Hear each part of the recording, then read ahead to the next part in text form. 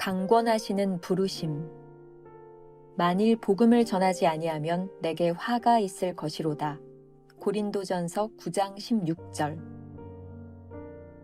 당신의 귀가 하나님의 부르심을 듣지 못할까 주의하십시오.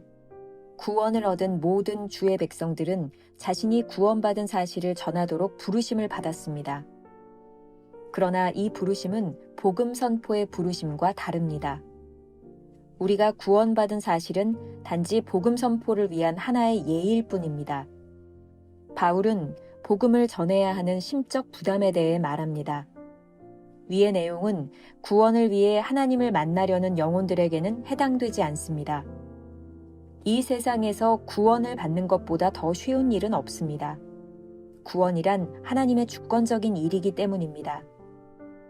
내게로 오라, 내가 너를 구원하리라. 주님은 구원의 조건으로 어떤 제자 훈련을 내걸지 않으셨습니다. 예수 그리스도의 십자가를 통하면 구원에 이르도록 정해져 있습니다. 그러나 제자 훈련은 선택사항입니다. 만일 누구든지 나의 제자가 되려면. 위에 바울의 말은 예수 그리스도의 종이 되려는 자들과 관련됩니다. 그리스도의 종들은 자신들이 무엇을 할 것이며 어디로 갈 것인가에 대해 스스로 결정할 수 없습니다. 하나님께서는 자기를 기쁘시게 하기 위해 우리를 찢겨진 빵과 부어지는 포도주로 만드십니다. 복음을 위해 구별되었다는 말은 하나님의 부르심을 받았다는 뜻입니다.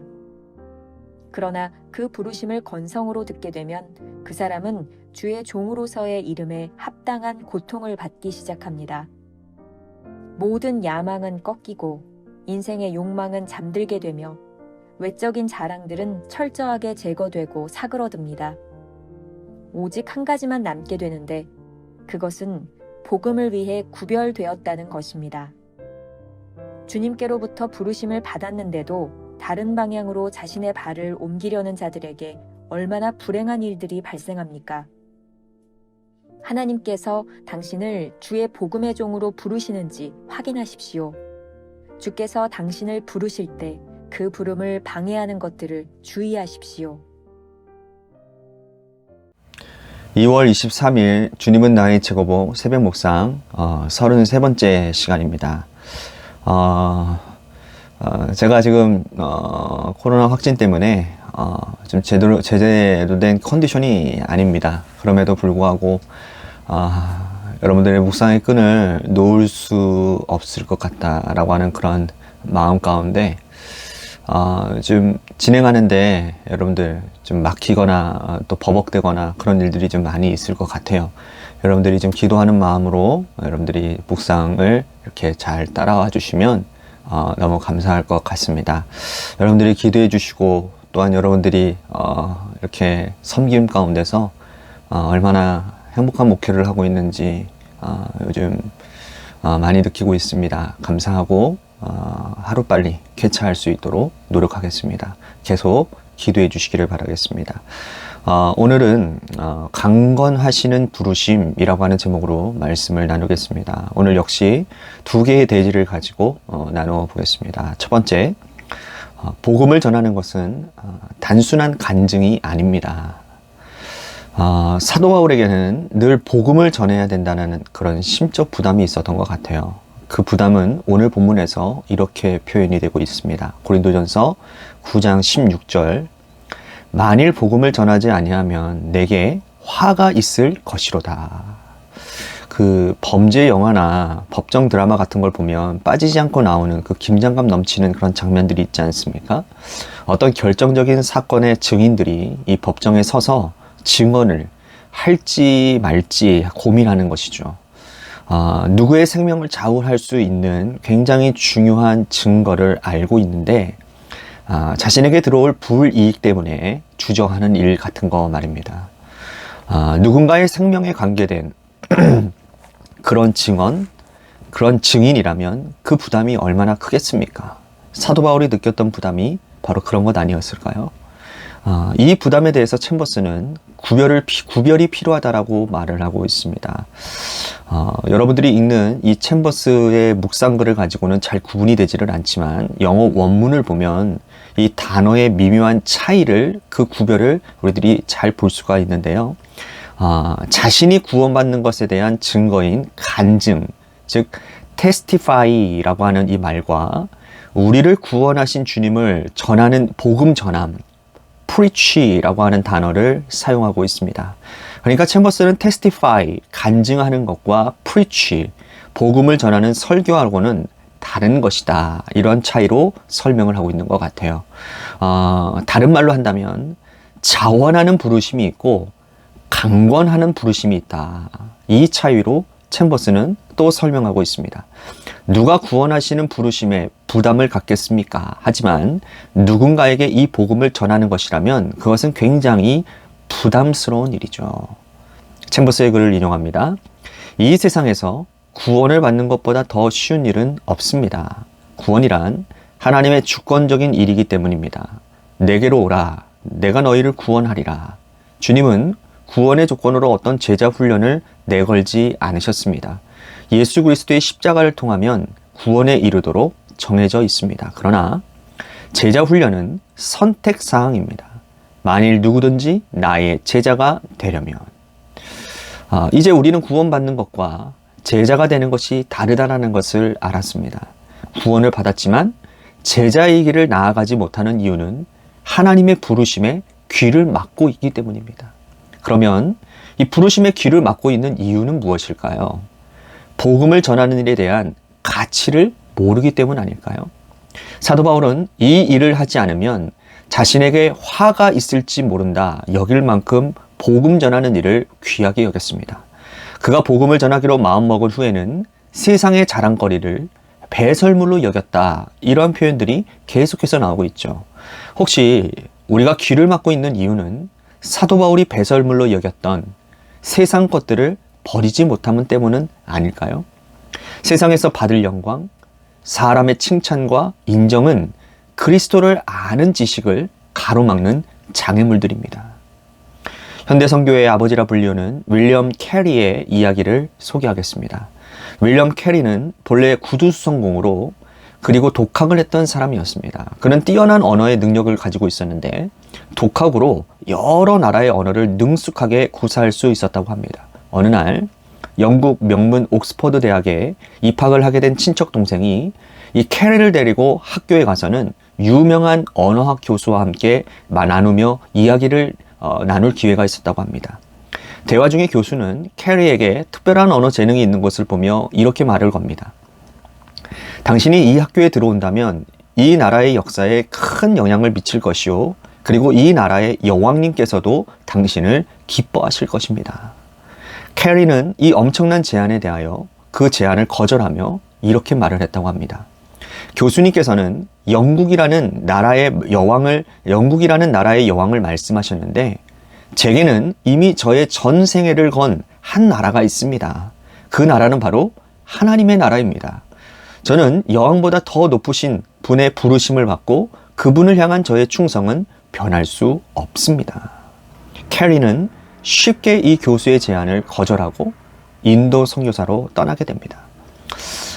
그가 그 세상의 명예를 배설물로 여기지 않았다면 어떻게 그렇게 쉽게 그러한 제안을 거절할 수 있었을까요? 그는 오늘날 현대 선교의 아버지라고 하는 호칭을 얻었고 거룩한 부담을 가지고 복음을 전하는 하나님의 사람으로 쓰임을 받게 됩니다. 우리가 기억해야 될 한 줄 노트. 세상의 것을 배설물로 여기지 않으면 하나님의 부르심을 따라 살 수 없습니다. 두 번째 주제, 부르심에 합당한 자가 되는 것. 사람에게 인정을 받는 것을 배설물로 여기지 못하니 부르심이 귀에 들리지 않고 공허한 것이죠.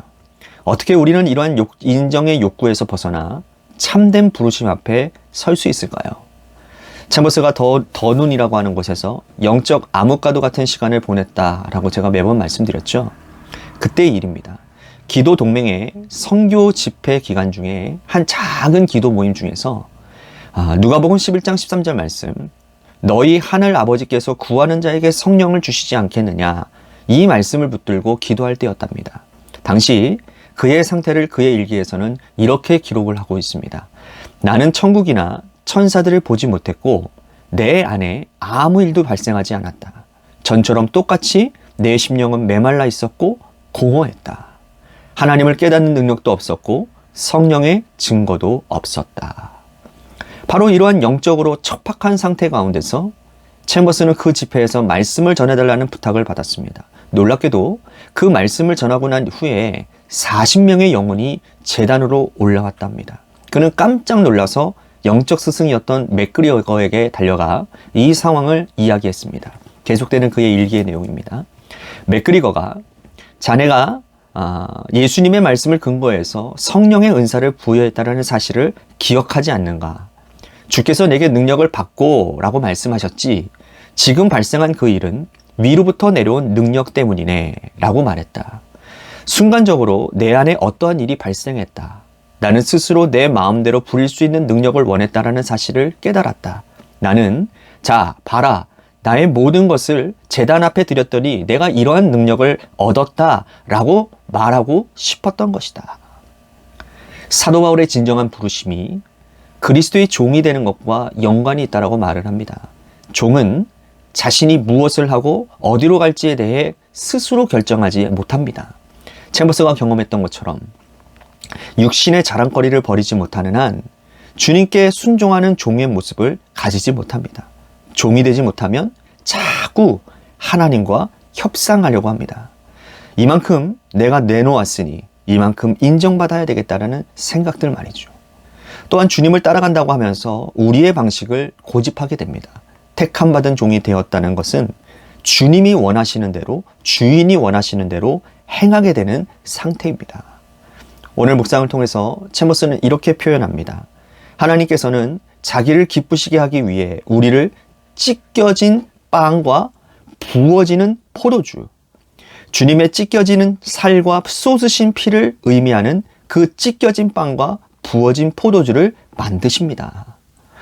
앞으로 우리가 챔버스 글을 묵상하면서 또 제가 몇 주 전에 제가 설교 때도 지금 인용했던 그 구절인 것 같습니다. 끊임없이 등장하는 말입니다. 찢겨진 빵과 부어지는 포도주다. 복음을 위해 구별되어진다라는 것은 모든 야망을 꺾이고 인생의 욕망은 잠들게 되며 외적인 자랑은 철저하게 제거되고 사그러지는 상태입니다. 여기에서 우리는 진정한 부르심의 상태에 이르게 되는 겁니다.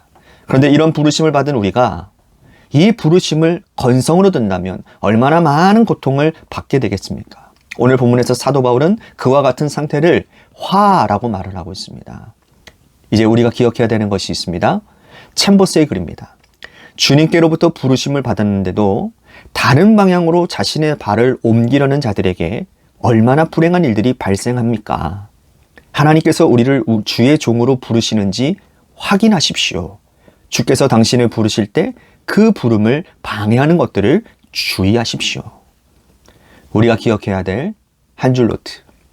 부르심에 합당한 자가 된다는 것은 기꺼이 찢겨진 빵과 부어진 포도주가 될 수 있는 각오가 되어 있다는 의미입니다. 오늘 이러한 질문으로 하루를 살아가면 어떨까요?